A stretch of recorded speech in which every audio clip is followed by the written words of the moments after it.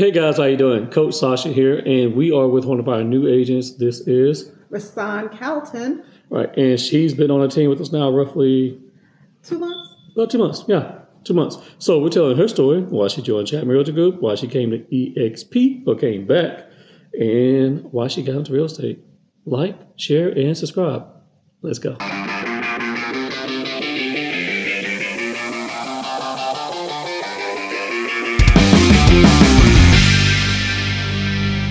You was at EXP. Yes. Right? You left. Right. Then you came back. You want to tell us that story real quick? Well, I left EXP to join a small brokerage firm with a friend and help her get her business started up. Mm-hmm. I think I did that. I think I accomplished that. But EXP has so much more than some of the smaller firms. Right. And so that's why I came back to EXP, mainly because of you, but I won't say that. But to be on a great I'm cool with that. to be on a great team, to be around very talented realtors, to tap into what EXP has to do because they have a vast network. Right. So that's why I came back. Cool. So how did we meet again? You mind telling that story? Well, we were doing a deal together. Right. And so you had a listing, and I took my buyer out, and you sold the listing before my buyer could put an offer in. And so... But you were a wealth of knowledge, and you helped me. You know, you gave me some great coaching advice through the process to get my buyer under contract. So and I almost had to go back to your buyer too. I remember that. No, but I took the advice, and so we got the buyer under contract. So she got her buyer under contract. Also, some advice I gave her, and then I had a listing maybe 3 doors down, and I called her, and she was gone. Yes. And I was like, dang. And then I had to hold that house for a minute because the market was shifting. Oh man, that house took a minute. The other house was in bad shape, guys, and the first house was in bad shape, and we sold that in like 2 days. But it was a corner lot. It was a corner lot, yeah, but it needs some work. Yes. And then the next house was in much better shape, but then the market and interest rates shifted terribly. Right. And we held that one for like 45 days, give or take. But I think that's a matter of opportunity. Yeah. You know. My buyers needed that corner lot because he's in landscaping, and so that would have given that'd be perfect. Right, that would have given him some space to move around there. But what I found is it was a time when the market was shifting, and you had to move quickly. As you did. And take advantage of the opportunity. Right. Yeah. Okay. So now the interest rates are going back up, and people are still looking for homes. But I think 7.5, 7.8 as we make this particular video. Yeah, but I think it's still a great time to buy as opposed to rent. Well, I mean, the only thing that's not in a buyer's favor are interest rates, but there's still ways of getting that down. We have a 2-1 buy down strategy. Yes. There's lots of ways of getting that down. There's lots of programs that are still out there, but literally the tale between both markets is last year, you know how it was. Yes. Give up your kidney to go see a house, you know. Throwing 2 free airline tickets to anywhere in the world. Yeah. Name your firstborn after the seller. You know, waive your inspection, waive your appraisal. Oh, yes. And now you have time to take your time and relax a little bit. Think about it. At least sleep on it. Yeah. It just don't. Here's the thing. If a house is priced appropriately. Yes. If it's priced right, it's in good condition, waiting for that house to fall down on the market is not going to happen if it's priced appropriately. We have one we just put on the market, and everyone else in the neighborhood is sitting there for 40 plus days, and we just got 2 offers on it after 2 days. And that's because we do really good marketing, but we priced it appropriately. Correct. And there you go. Well, I still see multiple offer situations. Yeah. I was just in one, and we won the offer. So there are some that, like you said, they're priced right. They're very clean. They're very well maintained. Right. Those are going to move quickly. And opportunity for me only knocks once. And so you need to know what it looks like. Yep. So how long have you been an agent now? I've actually been an agent 6 years. 6 years. So we're about the same time in the business, give or take. Right. I'm going into my 6th year. Oh. Yeah, okay. You've been in the game a little bit longer. A few months. 1 year longer than me. No, a couple months. Couple months. Only a few months. Yes. I'm, I think, July. And I am March.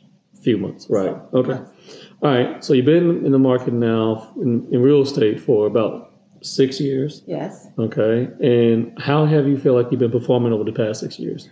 I think I've done well. I am not quantity type realtor. I'm Right. more individual, more personalized service.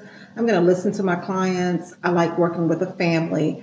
So I'm not going to just try to push you into a home. Right. Okay. And that's one thing I like about you. Yeah. A lot. I'm going to listen to your needs. Mm-hmm. I'm going to take my time when we go out. No, I don't want to show you 25 homes, but I am going to listen to you. We're going to look. I want you to feel very comfortable that you made that decision. That wasn't my decision, but I was here to partner with you to make a decision. I love the fact that you're not afraid to say, I'm not going to show you 25 homes, because a lot of agents make that mistake, in my opinion. Like, oh, I'll show you 100 homes. I'm not doing that. If I'm showing you that many homes, I'm not doing my job right.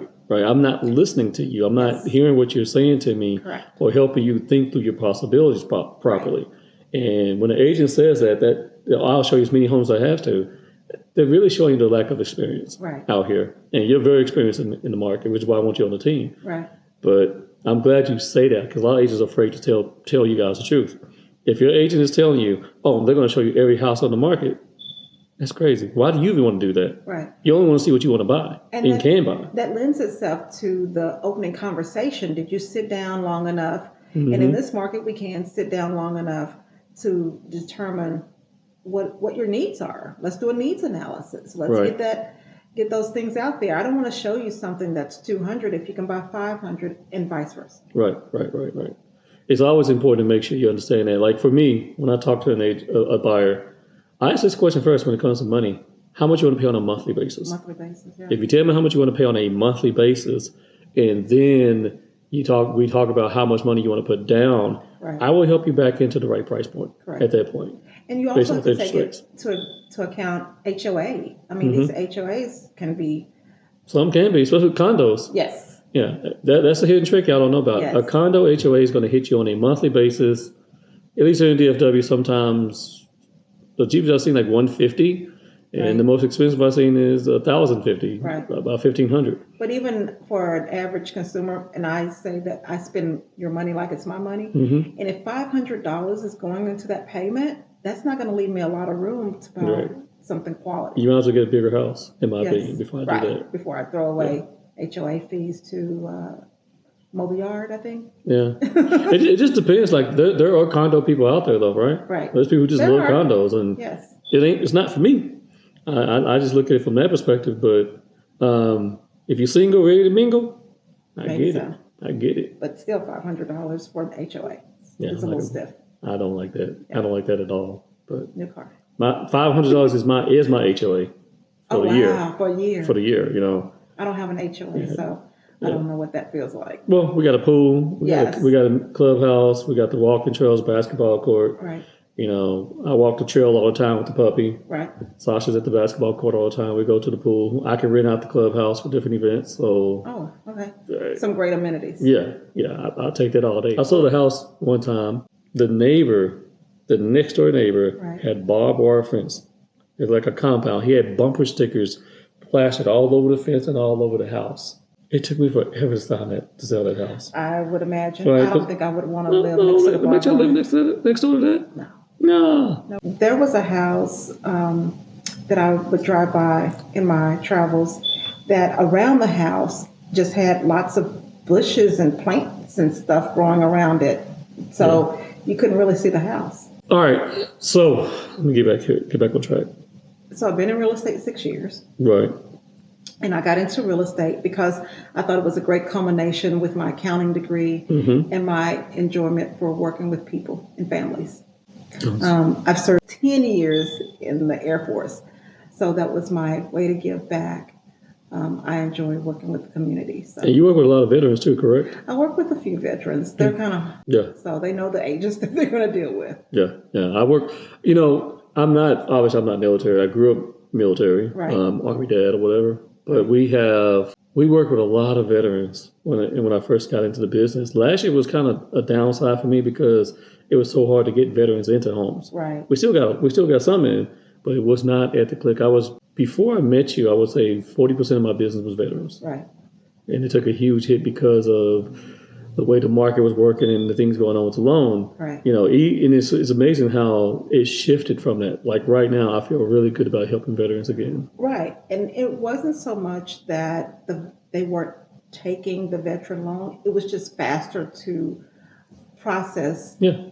a non-veteran loan. Well, that was the thing, though. Speed of execution means a lot in the Yes, it market. does. And so think about that. When you are presenting an offer, speed of execution is one thing. And then also, I think another issue that we were having out there is the misconception and understanding on the VA buy-in process by other agents. Right. Because I know agents who look at it like, oh, I don't want a VA loan. They'll say that in a heartbeat. I don't want a VA buyer. Well, right. They don't understand. Because the appraisal sometimes comes in and some of the requirements for the VA. I mean, but here's the you thing, have to really have a well-maintained home. Well, that's the thing. The condition of the home is the condition of the home, and I can't change that. Correct. So if that home won't pass a VA inspection, guess what? I don't think I don't know any buyer who's using conventional or FHA who truly just wants it. Right. Unless they want it bad. In my opinion, because there's nothing that's on the VA inspection, in my personal opinion, that is so stringent that's going to stop a deal from going through.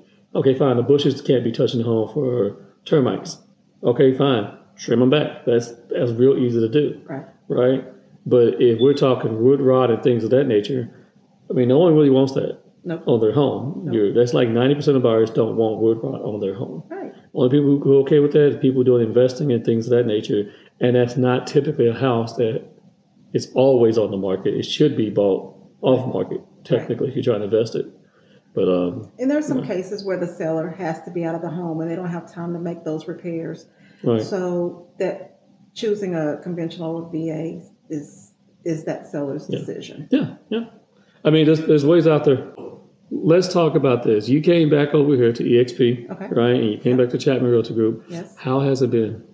It's been a slow start because I'm slow with tech, but it has been a great learning experience because of the opportunities for coaching.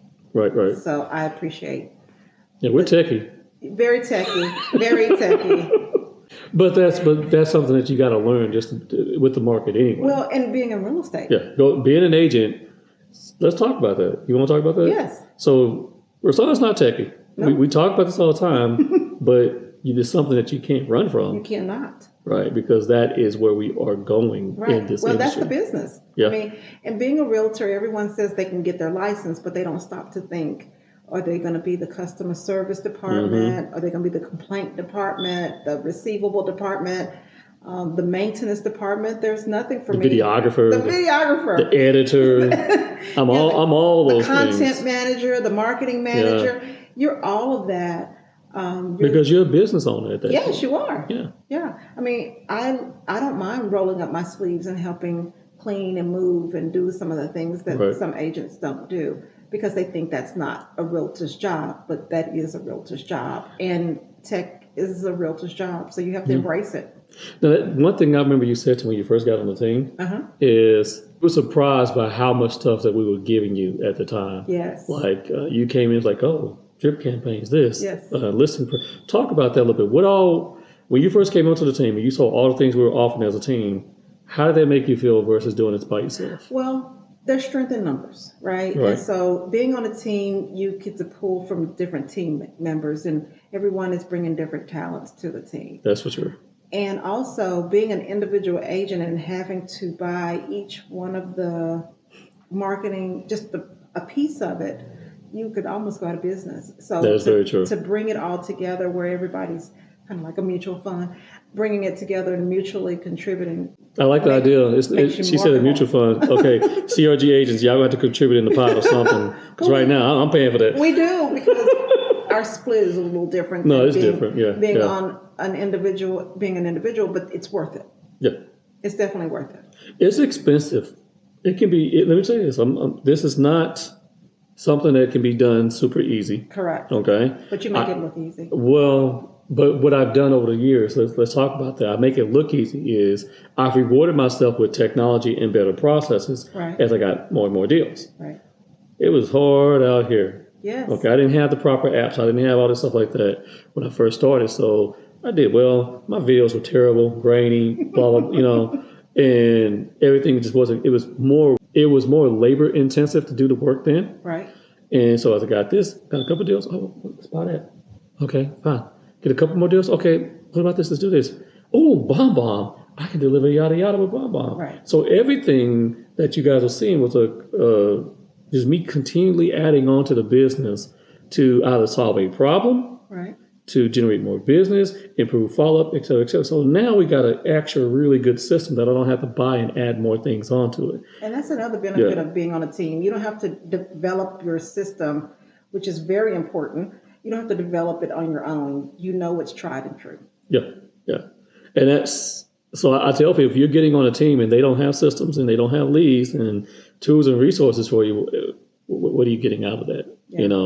You know, I really believe a team should give those things. And well, Sascha, you set yourself apart because you can have teams, and you can have leads, and you can have systems, and you can have all that. But that coaching element, I think, is important. That's what you bring, and that's what is very important. I had the experience of being on a team with another agent, and because the market was so fast, we didn't even talk. So we didn't know, what she was doing, what I was doing, what the new people were doing. I mean, it wasn't very complimentary. That could be tough, and that's one reason why I like where we are now.